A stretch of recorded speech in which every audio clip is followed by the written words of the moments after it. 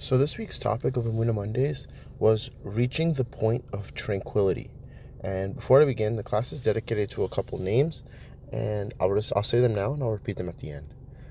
So to start off, it's in memory of the survivors and the ones who perished in the Surfside building collapse, as well as Refuah Shalema for Avram Meir ben Shprinza and Melech Malka Bat Leah, as well as a Le'ulei Nishmat for Gabrielle Masoud Bat Sarah and Roger Asher ben Marcel. May both their neshamas have the ultimate aliyah.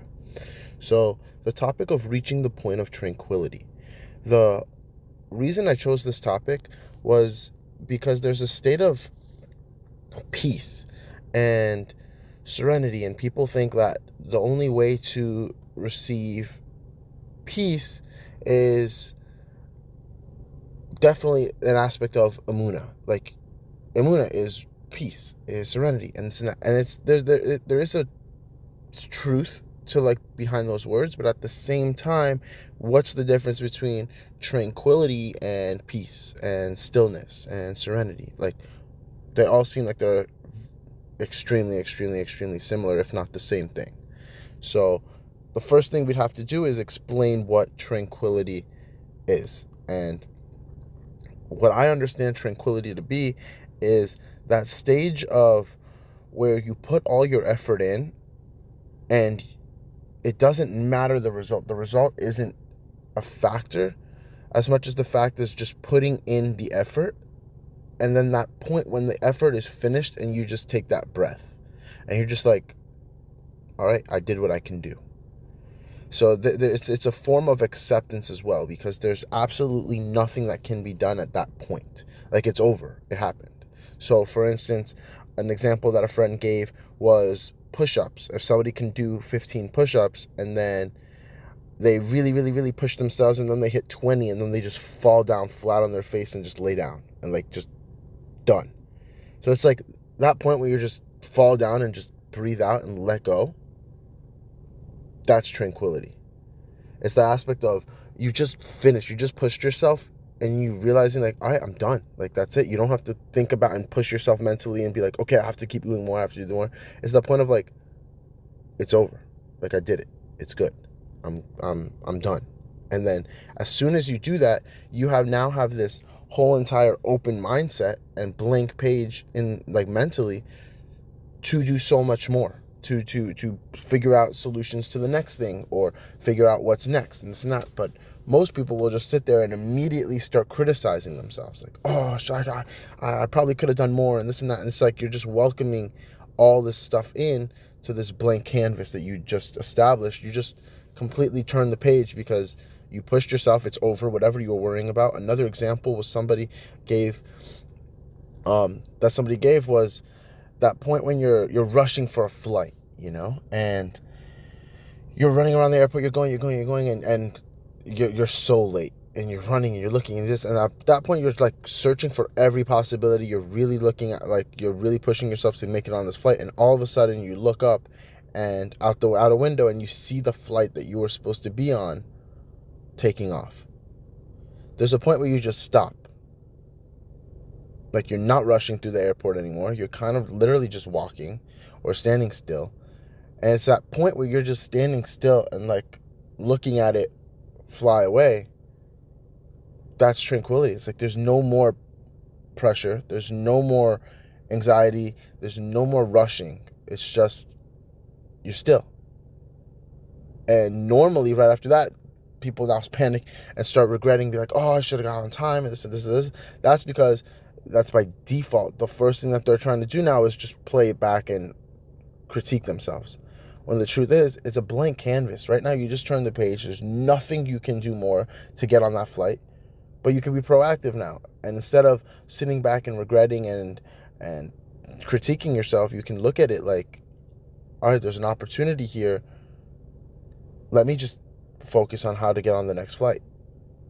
That's it. Like, and be proactive with it and not sit there and critique themselves and then bust themselves up and be like, oh my gosh, I should have done this. Next thing you know, 2 hours went by and then they're trying to get on a flight 2 hours later. It's like, you just lost those 2 hours. There's a point where it's just like, there's nothing on your mind because the main thing that was on your mind and focus on is over. So instead of taking the opportunity and realizing that there's a completely blank canvas ahead of myself, that I can do whatever I want and I can set a new goal and this and that, a lot of people just end up critiquing themselves and start drawing on that new page, and then immediately, just off the get-go, they already now have to start erasing those things to start moving on to something new. Like, what if you have a blank canvas? You don't have to bring all in. You don't have to just start doodling around on it.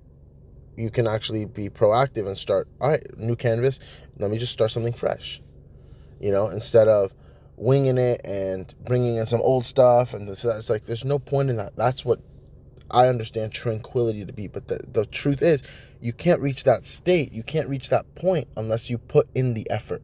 You need to put in the effort. You have to go and do your part, which is, in our day and age, you're required to go and work. God told us, he commanded us to go and work. You have to get up and go to work. You have to. It doesn't matter what you do. It's just put your best foot forward, do your part. And when you do that, tranquility is right around the corner. It's just seizing the opportunity of understanding and acknowledging, wow, this is the point of tranquility. My page is completely blank. I don't want to fill it with nonsense. I want to keep it on very proactive, very productive, this and that. And unfortunately, most people don't do that. They don't do that. And they immediately start doodling and bringing in old stuff into something new. And then they realize why that new thing gets messed up or doesn't last and this and that. Like, you have an opportunity here, but you have to also understand you have to put the work in. And don't be scared of the work. Yeah, putting the work in is significantly harder than if it was just handed to you. But you know what comes with that? Gratitude. You also appreciate it significantly more if you worked for it and you went through a struggle. If something was so difficult to obtain and you finally obtained it, you're going to cherish it. That's the truth. As opposed to if it was just handed to you. Don't get me wrong, you appreciate it, you cherish it, but you don't cherish it the same, and eventually you take it for granted. And then you only appreciate something when it's gone. And that's the reason I started the classes, and that's the reason I still give the classes, is because I'm a firm believer you don't have to experience it to appreciate it. You appreciate it when you see it right now. Like, every single person that comes to the classes, every single person that listens to these classes, every single person has gone through something that they probably pray that nobody else has to ever experience. But the truth is, they'll never know if you don't talk about it.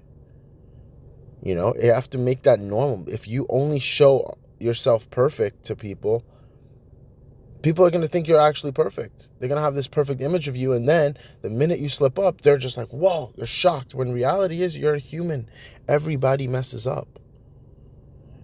So let's start embracing the fact of showing the imperfections, showing your flaws, because they're there. Every person has them.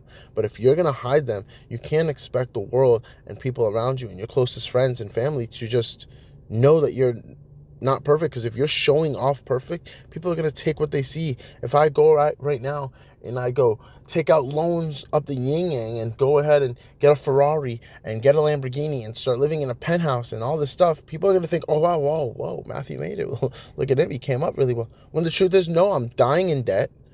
My life's literally going to hell. Like, but it's what they see. That's all that matters. It's like, stop. It doesn't matter what people show you on the outside, because it's so easy nowadays to fake it from the outside.